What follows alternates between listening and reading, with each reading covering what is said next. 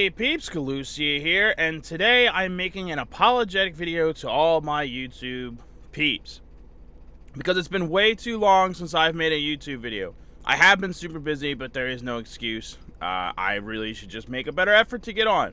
And I renew my promise that starting in mid-February, when I'm no longer an over-the-road truck driver, I will start making a lot more videos. So, while I haven't been making videos, this is what I've been doing. I'm on a server with a bunch of friends playing FTB Infinity Evolved. And my focus has been on IndustrialCraft, and I've been mixing in some of the other mods with the help of my friends. So I'm going to give you a tour of the facility so you can see everything that I was doing while I wasn't recording videos. However, I did put some of these to live stream. So, if you are interested in seeing some live stream stuff, I'm on Twitch at Galucia081. I did 3 days in a row. 2 days in a row on this server, and then a day on single player. So, you can see a whole bunch of stuff happening if you go to my Twitch. So, let's get started. So, with the IndustrialCraft modding, I will first talk about all of my power sources. I started with solar, and as you can see, I expanded it pretty rapidly. 16 solar panels, that's 16 EU per tick, which is half of what the cables could handle. And that was sufficient for basic needs, but then we needed to kick it up a notch. I'm going to go down the ladder this way so you can't see all the other fancy stuff. So what we did was we made a geothermal. Oh my god, where's all the lava? I've actually never seen all of that lava missing. So anyway, so we set up a geothermal, which is empty right now. And that was powering, at the time, just the CESU. And then obviously now an MFE, which is just a larger, a more high voltage form of storage. And all of this extra stuff that you see here, plus a bunch of extra stuff that you can't see because it's way down in the basement levels, was an endless source of lava that would constantly and forever feed lava into the geothermal. But honestly, I asked them where the lava is, but I really don't actually care because I don't need lava anymore because we have the final energy source, which we will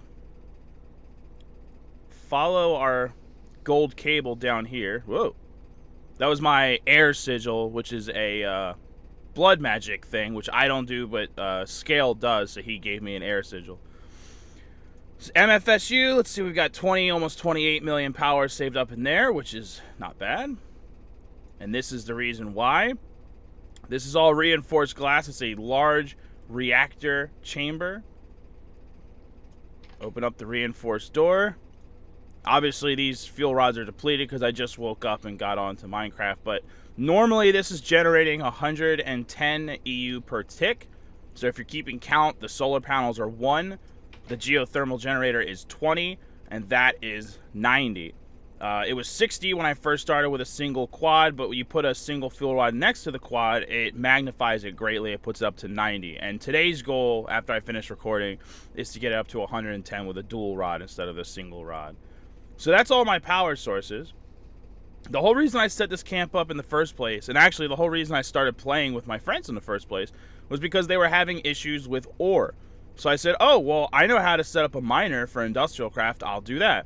So that's what this machine is. Obviously, it digs up all sorts of resources. Normally, I have this automated so that I don't have to manually come out here and empty a chest, but after I moved the miner the last time, I was lazy and did not set up the automation thing. I just put down the chest and walked away. But yeah, so the miner digs up everything automatically for me. We cruise in here. This is my substation. You'll see I have a gold cable that's unused at the moment, but that is leading from the inside of the house, and then the copper cable, which is powering our miner. It's also powering this random machine that I stuck outside, thermal centrifuge, that's used for making enriched uranium. And there's no reason to have that in the building.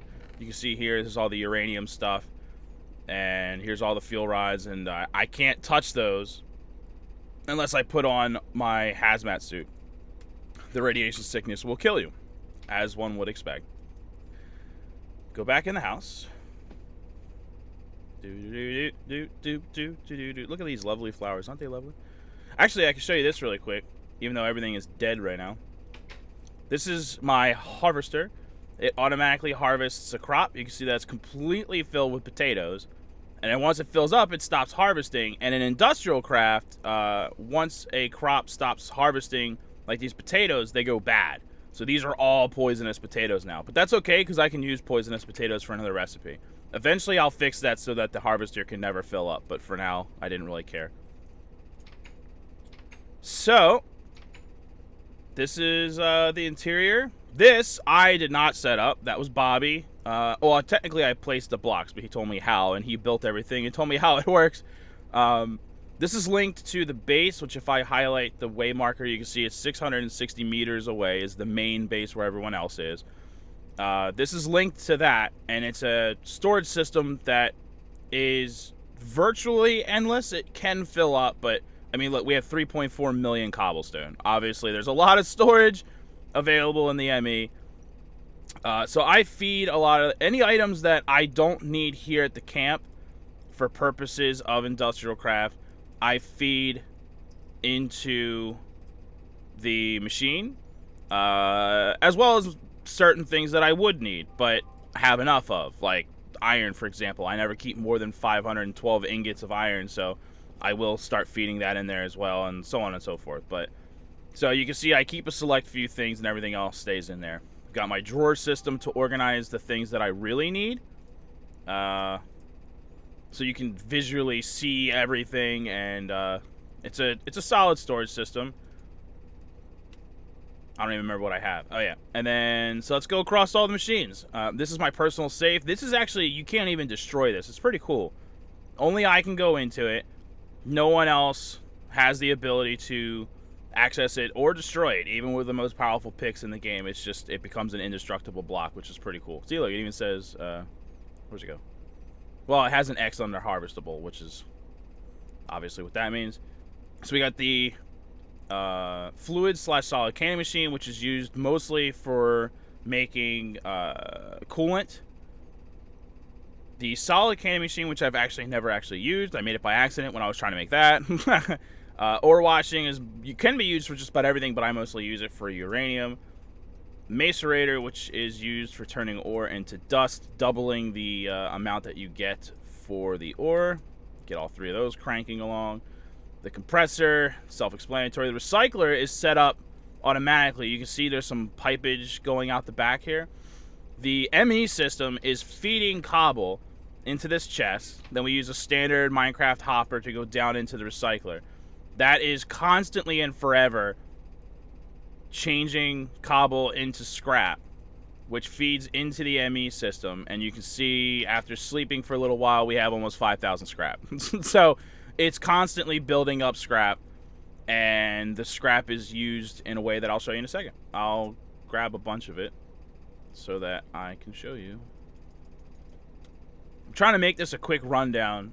It's obviously becoming a tiny bit tutorial-ish because I am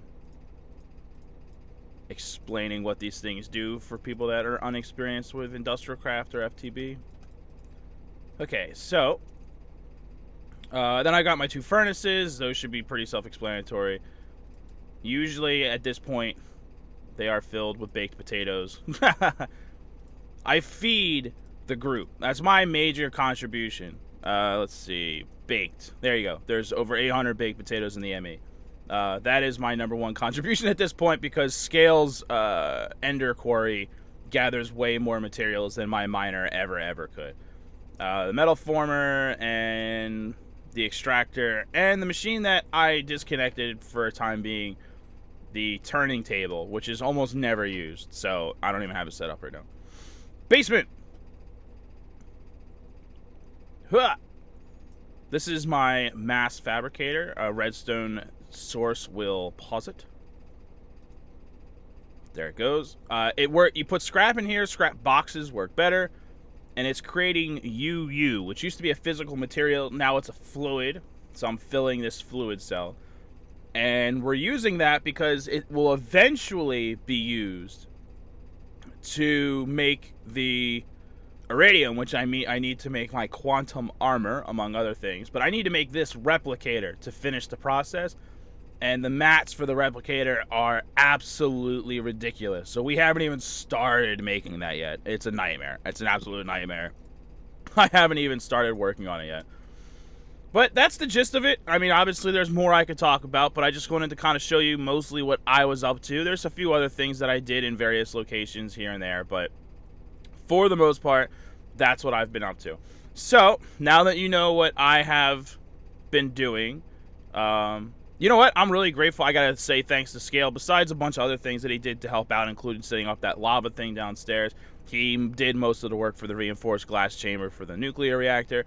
He has this gun thing. See those little red dots all over the place? He has this gun that shoots like mini torches.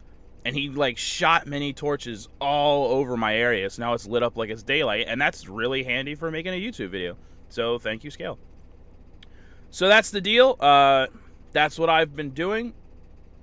It looks like the TARDIS is walking around out there, but I'm assuming that that's a monster or Scale with a hat on. Nope, it's a spider. Get out of here. You get out of here. You get out of here. You get out of here. Nano Saber. Enderman. No, where'd he go? Enderman! Enderman! Okay, so thanks for watching, everybody. I appreciate the view and support as always. That's what I've been up to. That's why I've been busy.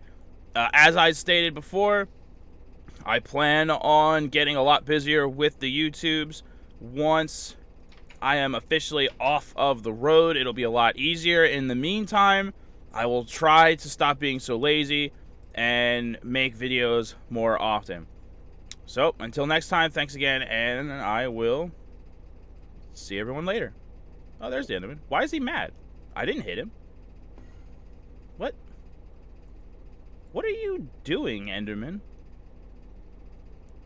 Okay, later!